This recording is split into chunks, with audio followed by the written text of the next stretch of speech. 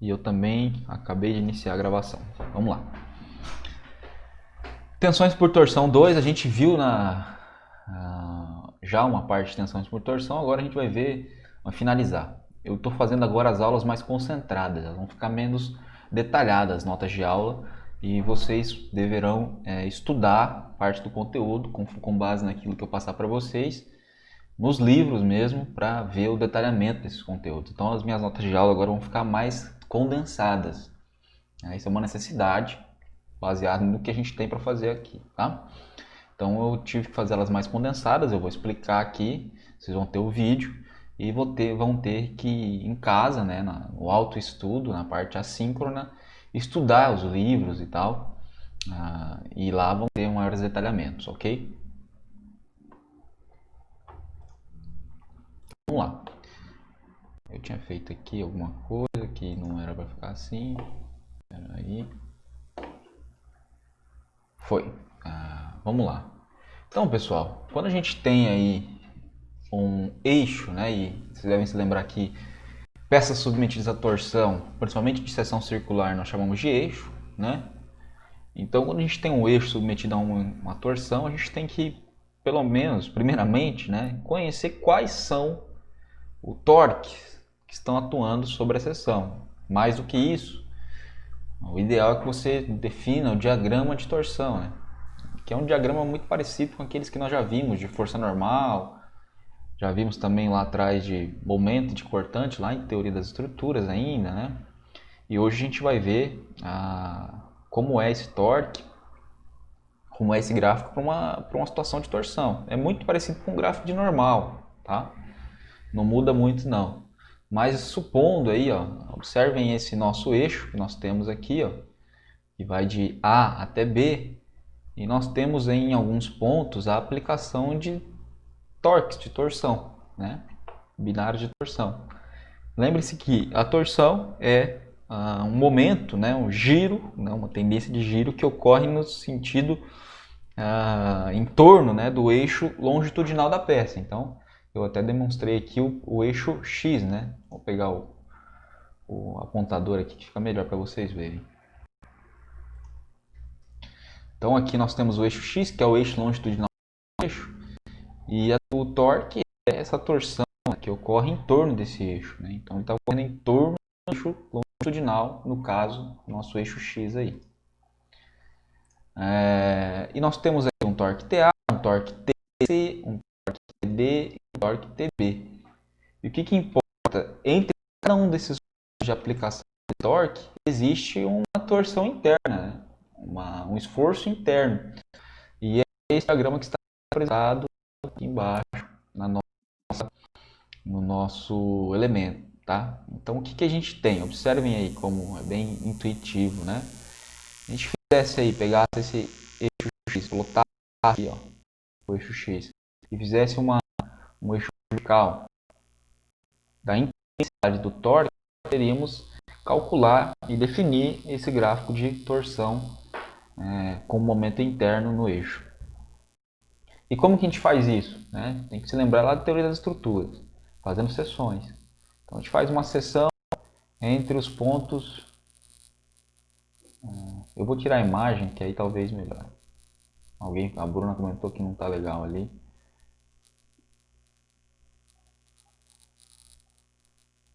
Tá. Pessoal, quanto a ruído, eu não sei o que fazer, porque eu tenho esses dois microfones. Esse aqui geralmente é o melhor. Eu tava com outro que era do fone, mas ele é um pouco pior. Esse aqui é um pouco melhor, geralmente fica melhor. Eu vou tirar a imagem que talvez melhore tudo isso, porque a imagem carrega, né? Se não melhorar, me avisem, aí a gente tenta outra solução. Mas vejam que quando nós temos aí o nosso eixo, então a gente faz seções, por exemplo, entre B e E calcula qual é o torque que tem entre B e E, entre E e C, e faz a verificação do torque que ocorre entre esses momentos. Então, se fizesse um diagrama de corpo livre, entre B e E, fizesse o cálculo, né, nós teríamos aí a verificação do esforço interno, mais ou menos nessa ideia aqui, ó. Somatória de momentos em torno de X, para essa seção aqui, então a gente fez um corpo livre, fiz uma seção S, essa seção está localizada entre os pontos E e C observem aí. E nós temos aí uma atuação. A gente pode fazer aqui somatório de momentos em X e verificar como está ocorrendo o momento. Então vejam, TB, que atua nesse sentido, TD atua no sentido contrário. Então, convencionando que esse sentido de giro aqui, ó, né, conforme a seta do TD é o positivo, nós teríamos que TD menos TB mais o T é igual a zero. E isolando T, nós temos o momento interno que ocorre na seção. T é o momento da seção. A gente tem aqui um momento que é o momento aqui, né, entre os pontos E e C. Ok? Então, é o esforço interno na seção S que está demonstrado aqui nesse ponto. Você poderia fazer entre um desses pontos, E, entre E e C, e calcular o momento que está ocorrendo de torção nesse eixo aí, tá? E aí você pode traçar um diagrama como esse. Isso aqui já foi visto em teoria da estrutura, já foi visto até lá atrás, acho que normal, eu falei um pouco mais sobre isso, de maneira aí que você já tem que ter uma noção acerca disso, tá? Construção de diagramas é importante. Tô vendo que tem bastante gente digitando aí, não sei se está com problema o áudio ou alguma outra coisa.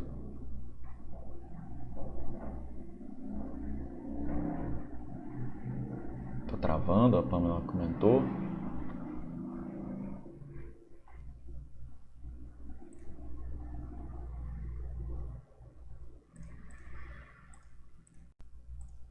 Tá, eu tô tentando melhorar aqui.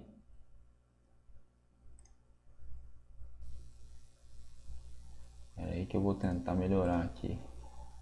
Talvez seja meu computador, não sei, vamos ver.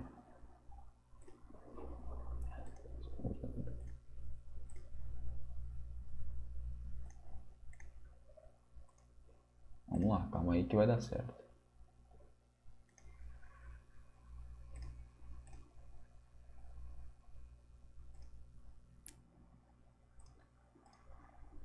Tá, eu tentei dar uma aliviada aqui. Vamos ver se melhora, pessoal.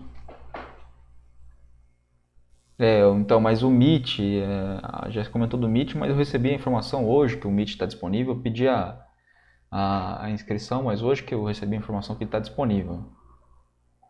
Aliás, perdão, não é nem o Meet, é o Teams, me comentar. Recomendaram aí que fosse usado conferência web ou Microsoft Teams, né? Então eu vou, por enquanto, usar a conferência web, mas assim que tiver disponível o Teams, a gente pode tentar por lá, vamos ver se melhora. Mas eu diminui aqui algumas coisas, vamos ver se melhora aí para vocês. Tá muito travando, tá melhor. Agora me parece que a coisa tá um pouco mais rápida.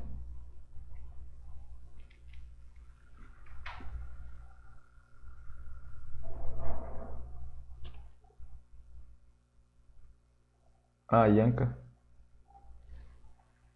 É que eu parei de falar agora, Rafael mesmo.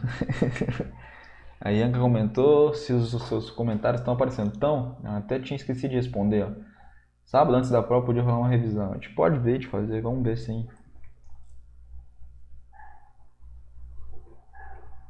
Tô mexendo o mouse aí, Pamela. Lógico que tem um delay, não vai ser em tempo real, perfeito, mas se tiver ok. Tá. Bom, pessoal, então continuaremos aqui. Eu sei que pode estar travando para alguns, aí infelizmente a conexão da internet. São aí as nuances de aula remota. Mas vamos lá, eu vou gravar a aula e depois vocês terão a chance de ver com mais calma no vídeo aí, sem esses problemas, tá? Deve ter melhorado para alguns, para outros não. É conexão de internet individual, infelizmente é assim mesmo. Vamos lá, vamos continuar para a gente poder vencer esse conteúdo. Vamos lá. Então, pessoal, a definição do diagrama de momentos é importante. Você precisa entender e definir qual momento está ocorrendo, né, de torção em cada parte do eixo. Não só de momento de torção que nós estamos falando agora, pessoal, mas também de qualquer outra coisa. Por exemplo, de flexão, momento de fletor, de cortante. Todas essas questões têm que ser definidas. Você precisa definir qual é o momento ou o esforço interno que está ocorrendo em cada uma das seções. Porque entre E e C nós temos atuando um momento de torção. Entre B e E é outro momento. Então você precisa verificar, né, para você garantir, por exemplo, um cálculo de integridade do material, você precisa conhecer exatamente qual é o esforço interno que atua naquela parte, tá? E como que é isso? É feito através das seções. Vocês têm aí a oportunidade de revoltar aí a parte de teoria das estruturas para rever isso aí, tá? Mas também no livro do Beer tem aí algumas coisas. Eu vou até revisar um pouco disso hoje quando eu falar de flexão, mas vamos dar continuidade aqui. Então, cálculo é basicamente isso. Faz a seção e que equilibra. Pega lá o que tinha atuando para um lado, o que tinha atuando para o outro, faz o somatório e equilibra e descobre qual é o interno que está ocorrendo. E você vai ter um diagrama como esse. Olha lá, entre B e E, nós temos atuando só o momento TB. Entende? Se eu fizesse uma seção aqui, ó, vou fazer com a canetinha. Se eu fizesse uma seção aqui, chamaria aqui de S1, nós teríamos atuando aqui somente o momento TB. Eu cortei e estou vendo lá para trás, só tem o TB. Então, qual é o momento que atua entre os pontos B e E? Eu vou até fazer aqui, ó. Começou aqui, o meu B. Opa. E aqui está o meu ponto E. Né? Entre B e E, quem atua é o próprio momento TB. Quando a gente vai entre E e C, nós temos a incorporação de um momento novo, TD atuando aqui externamente. Então, o momento interno entre E e C, que está aqui, terminou aqui meu C, chegou nesse ponto, aqui o meu E, aqui o meu B, nós temos aí então já uma novidade. Então aqui eu mostrei justamente isso. Para essa seção S aqui, ó, é essa daqui, que está aqui. Então, a seção S, vou chamar de S2, para ficar mais fácil. Então, a seção S2 está aqui, ó. Então, eu tenho TB atuando para lá, até E. Depois, a gente tem um outro ponto que aplica-se aqui o momento TD. E o momento interno, T está aqui. A gente faz aí o somatório de momentos em torno de X e equilibra. E você vai descobrir que o momento interno na seção S aqui é TD menos TB. Na verdade, até seria o contrário, mas não tem problema. Entendam aqui. Então, o momento TB que atuava, menos o TD, me sobrou aqui o que eu tenho de momento interno entre E e C. E por fim aqui, se eu fizesse mais uma seção, seria justamente aqui, fizesse uma outra seção aqui, né? Então nós temos essa seção, e fizesse uma seção S3, você descobriria qual é o momento que ocorre aqui, que está sendo chamado de TA, porque vai equilibrar. Então, esse momento aqui, menos ou mais o TC, sobra para mim o TA, ok? É o momento que ocorre aqui na ponta. Então, determinar esse diagrama é fundamental para qualquer análise a resistência dos materiais, tá? Esforço interno, tá? Esforço interno.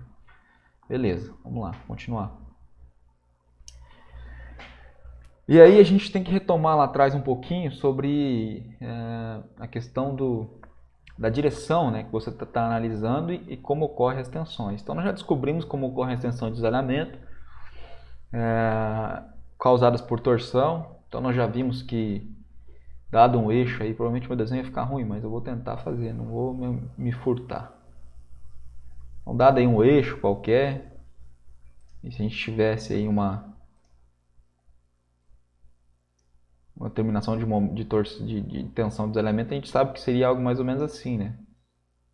Que ela é máxima na extremidade e mínima no centro, né? Dado uma torção. A gente tem a torção máxima na extremidade que está aqui. Então, se eu analisasse um pequeno elemento superficial na extremidade do meu eixo, e esse elemento tivesse orientado com as suas arestas, vamos dizer assim, nas direções longitudinal e transversal do eixo, como está aqui o nosso elemento A, nós descobriríamos quais são as tensões do elemento máximas. Então, aqui, esse meu eixo aqui visto de frente teria esse aspecto, e aqui ocorre meu tal máximo, minha tensão dos elementos máxima. É ruim, mas é o que dá para a gente fazer aqui para vocês verem. Okay. Então, minha tensão dos elementos máximo ocorre bem na superfície, ok? Está aqui definido, está o máximo na superfície. E então o elemento A, ele tem a face superior e inferior paralela ao eixo longitudinal, como eu disse, observem aqui, ó, as faces deles. Então, a gente tem essa face na direção longitudinal do elemento e aqui uma outra face aqui transversal. E a gente está com elas é um elemento posicionado ali com com a face superior e inferior paralela ao eixo, que são essas faces aqui, ó. Essa face aqui e essa face aqui, paralela e inferior, estão paralelas ao eixo. Então, a superior e a inferior paralelas ao eixo longitudinal. Já as faces esquerda e direita, essas duas faces aqui, estão transversais ao eixo longitudinal, perpendiculares, tá? Nesse caso, a gente tem atuando a tensão do isolamento máximo, que nós já sabemos, tá? O máximo, tá? Ocorre que a gente precisa compreender que essas tensões são diferentes,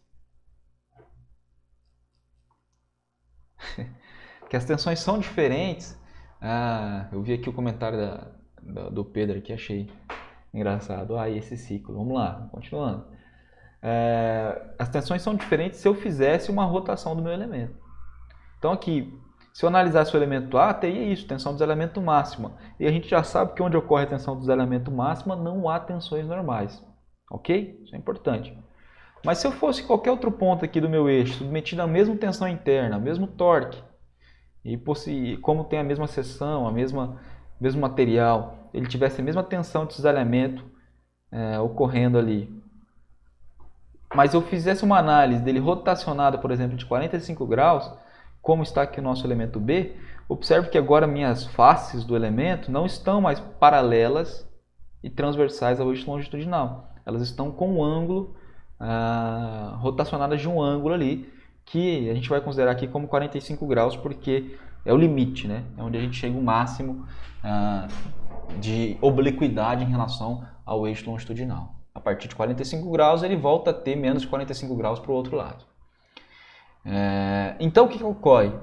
No caso do elemento B, formando um ângulo aqui com o eixo longitudinal da barra, começam a aparecer tensões normais e a tensão dos elementos já não é mais máxima, tá? Então, essa rotação do elemento é importante. E o que ocorre? Quando chega em 45 graus, nós já aprendemos que nós teríamos aí a tensão normal alcançando o seu pico, né? A tensão máxima, e a tensão dos elementos também está alcançando o valor igual à tensão de normal que está ocorrendo. Então, lembre-se que isso também pode ser analisado, né, pelo nosso círculo de Mohr, que nós vamos ver lá em transformação de tensões. Então, lá quando nós tivéssemos lá um círculo de Mohr, então a gente poderia também analisar isso, né? Lembrando que aqui estaria a nossa tensão de isolamento e aqui estaria a nossa tensão normal.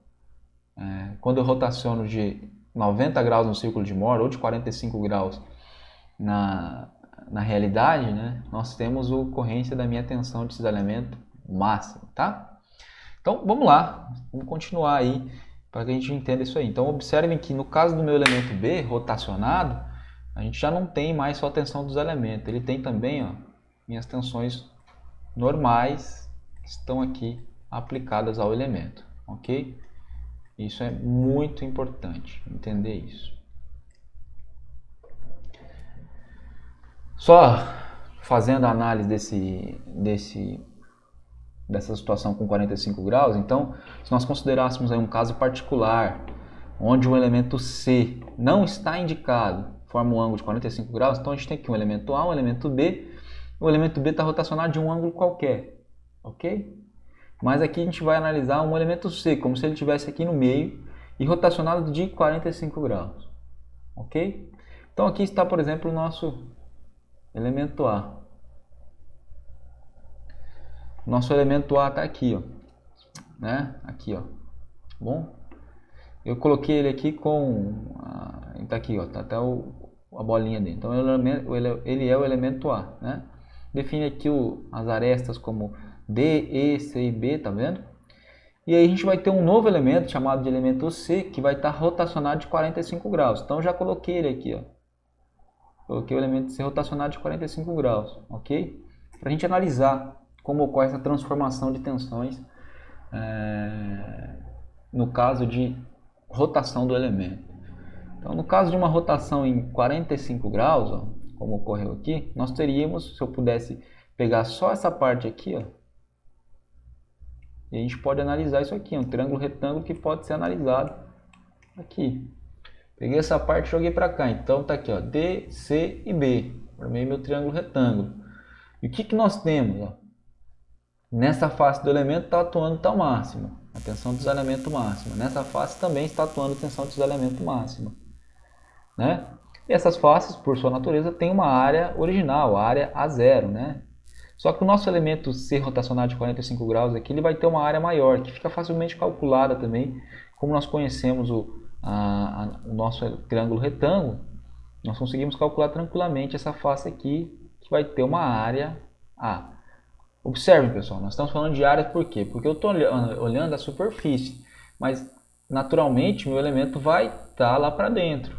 Tá? Então eu teria isso aqui, se é que vocês me entendem. De maneira que eu tenho uma área aqui, uma área aqui, uma área aqui, uma área aqui, uma área também que é aquela que nós estamos vendo no plano, nessa primeira face aqui, ok? Então vejam que eu tenho tal máximo A0, porque isso aqui é minha área A0, né? É a área do meu elemento original A. Tal máximo A0 atuando aqui, também a tensão máxima de isolamento que atua nessa face aqui, ok? E aqui nós temos a área do nosso elemento de 45 graus, que é uma área maior. A Ianca perguntou se 45 graus tem relação fratura por torção. Sim, os elementos de torção, torcidos, eles se são frágeis, eles têm um comportamento. Se são dúcteis, ele tem outro comportamento. Né? Inclusive é o próximo slide. Então não vou nem falar aqui para não dar spoiler. Daqui a pouco vocês vão ver isso aí, exatamente isso aqui. Mas tem relação sim, Ianca. Tá? É a questão de como vai romper. Sempre vai romper com 45 graus, dependendo do comportamento mecânico desse material. No próximo slide eu falo sobre isso, não vou dar spoiler agora, mas tem relação sim com a sua pergunta. Muito bem. Então, fazendo aqui o equilíbrio, ó, nós temos uma força, que é essa força aqui de cisalhamento. Lembre-se sempre, pessoal, por favor, vocês têm que sempre se lembrar, né? Aqui em resistência material a gente já tem que dar um passo para frente. Não posso ficar lembrando dessas coisas sempre. Mas lembre-se sempre que tensão ou tal, ou tensão, o que for. Opa, deu um bug aqui. Aí, deixa eu apagar. Que a tensão é sempre dada por força sobre área. Portanto, se eu quero descobrir a força que atua aqui nessa face, né? Nós teremos que força é igual a tensão vezes área, como está aqui. Então nós temos um equilíbrio de forças. Ó. Essa força aqui com essa força aqui equilibra com a força resultante que nós temos na face do elemento rotacionado a 45 graus. Tá? Observem isso. Então aqui, está o máximo A0 aqui, está o máximo A0 aqui. Então partindo para esse equilíbrio de forças que está aqui, está o máximo A0 aqui, está o máximo A0 aqui, equilibra com a força inclinada de 45 graus. Né? E se a gente fizesse aqui uma soma vetorial, nós teríamos justamente isso. A força F é igual a tal máximo A0 mais tal máximo A0. Tá? É o equilíbrio vetorial aí do que ocorre. Somatório de forças em x igual a zero. Tá? Então nós teríamos aí que a força tal máximo A0 negativa mais a parcela, né, da horizontal da minha força F, que é F vezes cosseno de 45 graus. Lembra que nós temos um ângulo aqui de 45 graus. É igual, são iguais, né? Porque essa força aqui vertical não tem colaboração na horizontal, nem forças em x. Só quem tem essa daqui e essa daqui. Né? Então seria menos tal máximo A0 mais F cosseno de 45 graus. Passa para o outro lado, nós temos isso aqui. Por fim, a gente descobre aí que a nossa força é igual a tal máximo sobre A. Por quê? Porque a gente consegue encontrar uma relação entre A e A0. Entendam que essa área aqui, A, que eu defini aqui, tem uma relação também com a nossa área A0, que é justamente uma relação de 45 graus, de cosseno de 45 graus, ou de seno de 45 graus, que a gente poderia cortar aqui. Então, o que a gente descobre é que a tensão normal que ocorre num ângulo de 45 graus, que vai ser dada por essa força, essa força dividida por A, que é a área dessa face aqui, é igual à tensão normal que ocorre ali. tá? 45. Ficou ruim aqui, mas é 45 graus. Essa tensão aqui é justamente igual. Então, a tensão que ocorre aqui, causada pela força F, é dada por F sobre A, que nós já sabemos, está aqui. Que é igual ao tal máximo A, que é a força. Nós descobrimos que força é igual ao tal máximo A dividido por A. E qual é a relação que nós encontramos no final das contas? Que a tensão que ocorre a 45 graus é justamente igual à tensão desse isolamento máximo, como a gente já tinha adiantado no slide anterior. Tá? Então, isso aqui é um caso particular para a situação de rotação a 45 graus. Tá bom? É ali que ocorre a tensão normal máxima. E é ali também que a gente descobre que essa tensão normal máxima é igual a 45 graus. É igual à tensão do isolamento máximo. Continuando, então, a pergunta que a Ianca fez está justamente aqui. Ó. Então, se o elemento A está sob isolamento puro, o elemento C está submetido a tensões de tração nas duas faces, tá? E tensão de compressão nas outras duas faces. Então, observem, o nosso elemento A está aqui. Só de cisalhamento. Cisalhamento puro por quê? Porque ele não tem a ocorrência de tensão normal. O elemento C, rotacionado de 45 graus, está aqui. E ele não está sob cisalhamento puro, ele está sobre cisalhamento e também tensão normal. Né? E olha aqui qual é a tensão normal. A gente sabe que a tensão normal que ocorre ali é o próprio TC sobre J, que nós vimos na última aula aí. TC sobre J é a tensão de cisalhamento máxima que ocorre lá na face mais externa do seu eixo. A gente descobriu no último slide que essa tensão de 45 graus é igual à tensão de cisalhamento máxima. Portanto, a gente tem que as duas são TC sobre J.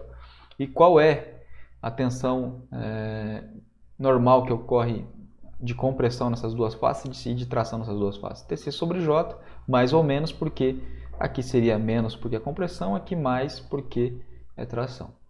Então aqui a gente já consegue fazer a relação com, de fato, o comportamento dos materiais, como eles rompem, né? Os materiais, quando são dúcteis, eles se rompem por cisalhamento. Então, no plano perpendicular. Então, no caso do material dúctil, que não vai romper facilmente por tração ou por compressão, ele vai ter capacidade de se deformar, ele rompe por cisalhamento, ou seja, ele rompe aqui, ó, por isso aqui. Eu não sei porque dá esses bugs aqui no meu PowerPoint, cara. Então ele rompe aqui, ó. Tá vendo? Ó, rompeu aqui justamente, por cisalhamento. Então, considerem, nós temos duas setas aqui paralelas, tá? Apesar de não parecer. Rompeu aqui pela força cortante e pela tensão do cisalhamento que ocorre. Já os materiais frágeis, eles vão romper pela atuação da força da tensão normal, que pode ser de tração ou de compressão. O material frágil se rompe a tração na superfície que formam 45 graus. Tá? Então, se a gente fosse analisar aqui, a gente tem justamente ocorrendo isso aqui. Ó. Ele rompe por aquela tensão que ocorre aqui. Ó. Tá? Que está com um ângulo de 45 graus. Essa tensão aqui. Tá? Então, é por isso aqui que ele rompe. E não pela tensão do cisalhamento, como ocorreu aqui nesse primeiro caso. Então, já tem aqui um arcabouço teórico para vocês compreenderem um pouco de comportamento do material. Tá? Vamos lá. Qualquer dúvida, manda aí no chat. Tá? Sabemos aí, pessoal, também que o ângulo de torção, nós já sabemos isso, foi visto lá atrás, por isso que eu pedi para vocês revisarem o conteúdo. Ele pode ser obtido aí por essa equação aqui. Ó. Então, ó, dado um eixo engastado numa extremidade, submetido a torção na outra, qual é o ângulo máximo que ocorre de torção aqui? Ele é dado por C, que é vamos dizer assim, o raio, né? A distância entre o núcleo ou o centro geométrico até a face mais externa, basicamente é o raio, vezes φ sobre L. Tá? E φ é esse ângulo que ocorreu aqui. Então a gente tem uma relação entre o ângulo que ocorre aqui, que é o ângulo de torção, e o ângulo interno que ocorre na seção. Tá? A gente pode relacionar esse ângulo de torção com o momento torsor, facilmente, relembrando a lei de Hooke. Então é bom sempre lembrar a lei de Hooke, a gente conhece mais a lei de Hooke para o caso de esforço axial, então sigma é igual a E epsilon, então tensão é igual a módulo de elasticidade que multiplica a nossa deformação específica, mas existe também a lei de Hooke, e eu falei sobre ela já, aplicada transversalmente, né? Que é dada por a tensão de desalinhamento é igual a deformação de desalinhamento que multiplica o módulo de elasticidade transversal. Então aqui só está um pouco isolado. Então a lei de Hooke transversal está aplicada aqui, só que aqui eu isolei a minha deformação de cisalhamento, né? Meu ângulo de torção aqui. Observem que a tensão máxima de cisalhamento nós já conhecemos. É dada por TC sobre J, que nós vimos ali atrás. Então, substituindo aqui TC sobre J, a gente tem que a deformação aqui é TC sobre JG. Ok? E assim nós encontramos o nosso ângulo de torção. Porque o ângulo de torção vai ser igual a deformação máxima de cisalhamento, que multiplica L sobre C. Então, substituindo aqui o gama máximo por essa parcela da equação e isolando o φ, a gente vai passar o L para o outro lado, está aqui, passa o C, ele corta com o C que já existia, sobra para nós aí que o ângulo de torção é dado por TL sobre JG, ou GJ, tanto faz. Então, o ângulo de torção é dado por torque, que multiplica o comprimento da peça, dividido por o momento... agora me fugiu o nome. O momento de inércia polar, J, que multiplica o módulo de elasticidade transversal da peça. Tá bom? A gente já descobre aqui exatamente como se calcula o ângulo de torção, que é esse ângulo aqui, tá? Isso pode ser também, pessoal, calculado para peças compostas. Então, voltando rapidamente, nesse slide aqui nós tínhamos uma situação de uma peça única. Observem que nós tínhamos aqui uma única peça com comprimento L, mas era uma peça homogênea de um material só e a seção é constante. Então aqui nós temos uma área constante. Temos também um material cuja módulo de elasticidade transversal G também é constante, é um material homogêneo e constante, ok? E tínhamos aqui um comprimento básico para ela. Então, para calcular o ângulo de torção que vai ocorrer entre esse ponto e esse ponto, a gente precisa usar somente essa equação. Mas ocorrem situações, isso é muito comum, de a gente ter peças compostas, né? Tal como essa peça aqui demonstrada nesse próximo slide. O que eu quero dizer com peças compostas? Nós temos aqui uma seção inicial entre B e E menor do que, por exemplo, a seção entre E e C. Então aqui a gente tem uma área diferente entre esses dois elementos, ok? E poderiam também ser de materiais diferentes, então mudaria também o nosso módulo de elasticidade transversal. Poderia ainda ter atuação de torques diferente, como ocorre. Nós até calculamos o esforço interno de torque lá no primeiro slide. Então a gente tem um torque aqui, um torque aqui, um torque diferente. Então T é diferente. Então se eu quisesse calcular, por exemplo, o ângulo de torção que está ocorrendo aqui nesse ponto aqui em A, eu teria que aplicar essa nova equação aqui, que é a mesma, mas agora considerando as nuances, as diferenças para cada uma das situações, ok? Então aqui teria que calcular o ângulo de torção entre B e E, porque aqui tem um torque TB atuando. Temos uma área transversal, uma área de seção transversal menor do que, por exemplo, aqui. Depois fazer somar com a segunda parcela que estaria aqui, onde o torque é diferente, o comprimento também é diferente, o momento polar aqui também é diferente e também pode ser que seja de um material diferente ou não. Então, sempre que houver esse tipo de situação de peças compostas, e que tiver alteração em qualquer uma desses parâmetros aqui, do torque, do comprimento, da sua momento polar de inércia e também do seu modo de elasticidade transversal, você precisa dividir, segmentar a peça e calcular a composição desses ângulos de torção, tá bom? Naturalmente, o esforço interno TI é obtido em qualquer parte, passando uma seção e desenhando diagrama de corpo livre. Então, aquilo que eu falei, quer calcular o momento interno aqui, passa uma seção e equilibra, passa uma seção e equilibra, passa uma seção e equilibra, como está escrito aqui, desenhando o diagrama de corpo livre e passando uma seção, você consegue calcular os momentos de torção interno TI para cada uma dessas partes, tá? Da forma que eu mostrei lá no começo da disciplina, da aula. Aqui um problema um pouco mais complexo, mas também não é tão complexo. Supondo que você tivesse um eixo com seção variável. Portanto, nosso J aqui é variável, ele vai variar para cada uma das partes, né? Então, isso aqui tem uma função que representaria o comportamento dessa nossa seção e por isso a gente conseguiria encontrar. Mas aqui a gente teria que aplicar uma integral, porque você vai precisar fragmentar isso aqui em pequenas partes, né?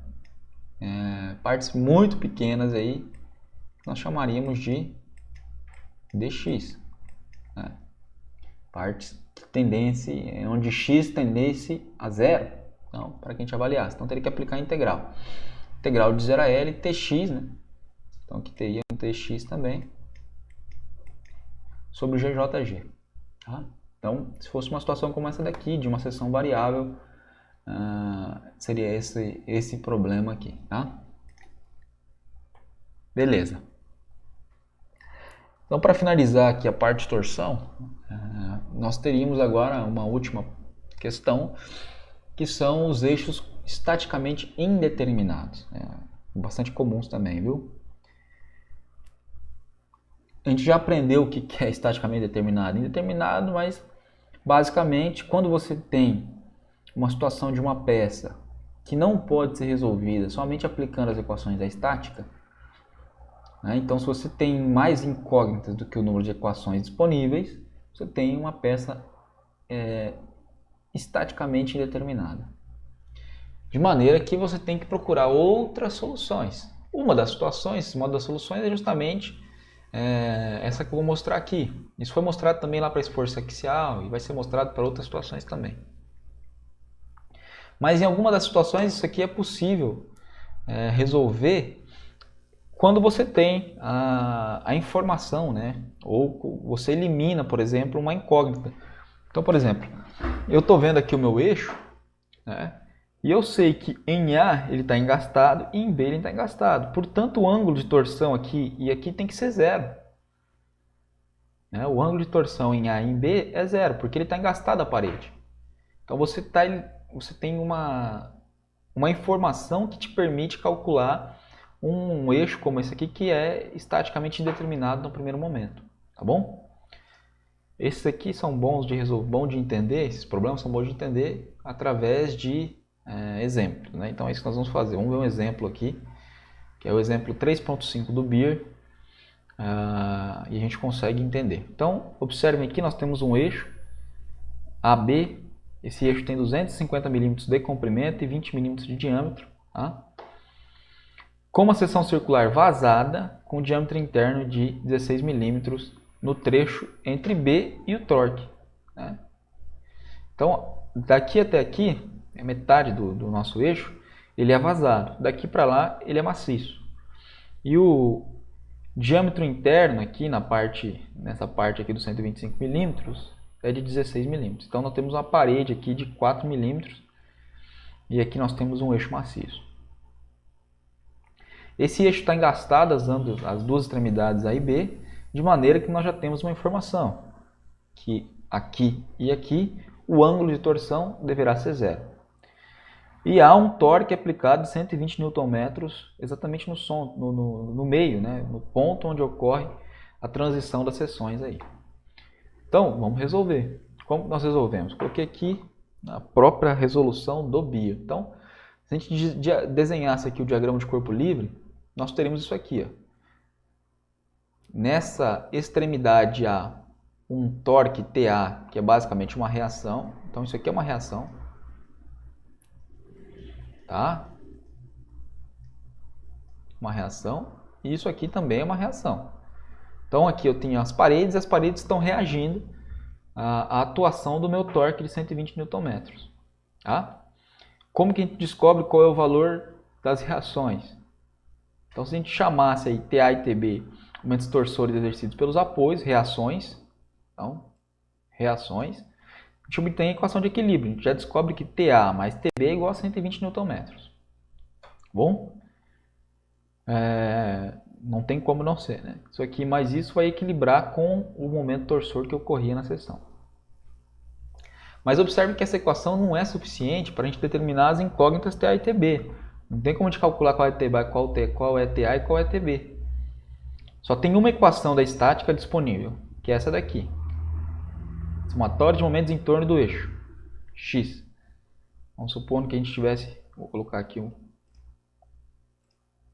ele preto. Então, supondo que a gente tivesse aqui um eixo x. Somatório de momentos em torno do eixo x, você descobre isso aqui. TA mais TB menos 120 é igual a zero. Então, TA mais TB é igual a 120 Nm. Você descobre isso aqui. Essa equação não é suficiente ainda para a gente descobrir qual é o valor de TA e qual é o valor de TB. Mas a gente tem aqui uma condição que nos ajuda. Qual é a condição? Como TA e TB estão nas paredes e as paredes são engastadas, nós sabemos que o ângulo total de torção em A e B é zero, uma vez que as extremidades estão fixadas e engastadas. Tá? Então o ângulo φ1 e o ângulo φ2, os ângulos de torção das partes A e B, as partes AC e AB, que vai ocorrer daqui até aqui, tem que ser zero. Ele não tem como torcer, porque ele está engastado. Vejam que isso é a nossa informação mais importante no momento. Então a gente tem um ângulo aí que φ1 mais φ2 vai ser igual a zero. Tá? Se a gente pegasse uma parte do eixo de A até C e fizesse uma seção, então, voltando aqui, então se fizesse uma seção aqui e fizesse uma seção aqui, uma S1 e uma S2, nós teríamos aqui as duas seções demonstradas aqui. Então, TA lá na reação em A e o meu torque 1 que ocorre por conta da minha seção S1. E a outra parte teríamos aqui TB também e o torque 2 que ocorre por conta da seção S2. Se a gente analisasse esse diagrama de corpo livre, a gente conseguiria então determinar quais são os torques, como está ocorrendo isso aqui, o que está acontecendo, né? Então a gente já sabia ali, pela equação que nós tínhamos lá, que o ângulo φ é igual a zero. A soma de φ1 mais φ2, que são os ângulos que ocorrem para a parte 1 e para a parte 2, é igual a zero. Então nós conseguimos aqui uma equação nova. Qual que é o φ1? Rapidamente, pessoal, vou voltar aqui para vocês relembrarem. Tá? Nós descobrimos, aqui atrás ainda, que φ é igual a TL sobre JG. TL sobre JG. E nós temos ali uma divisão em duas partes, então T1, L1, J1, G1. E T1, T2, L2, J1 e G2, tá? Como está no nosso exemplo aqui. Então, opa, voltei aqui. Então, o que nós temos aqui, ó, é TA, que é o torque que ocorre em A, L1, que é o primeiro comprimento, J1G, menos o que ocorre na segunda parte, porque o torque em 2 ele é o oposto do que ocorre no torque em 1. Então a gente já tem aqui a nossa equação e com ela a gente consegue calcular. Isso aqui é igual a zero porque era a condição geométrica que dava essa solução. Como tem um engastamento nas duas paredes, a condição geométrica dá que os ângulos têm que ser igual a zero. Disso aí nós conseguimos isolar TB, G é constante, o L também era igual, né, mas ele está aqui na equação, mas o G era constante, então seria cortado e a gente consegue achar uma relação entre o torque em B e o torque em A. Né? Substituindo os valores numéricos, L1 e L2 era 125 milímetros, J1 a gente consegue calcular, J1 é o momento polar, Tá lá num dos últimos slides da última aula que já está no Moodle, tá? Metade de π c a quarta. Π sobre 2 c a quarta.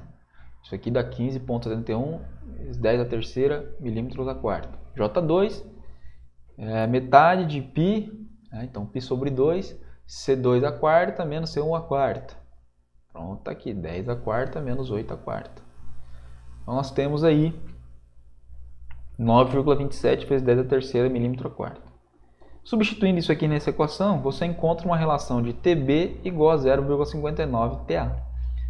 Com a outra equação que nós tínhamos lá de TA mais TB é igual a 120 Nm, você consegue agora de fato calcular os torques que ocorrem na seção A e na seção B. Então consegue calcular as reações. Então observe que você só conseguiu calcular isso aqui por conta de existir uma condição geométrica de onde você tirou uma nova equação.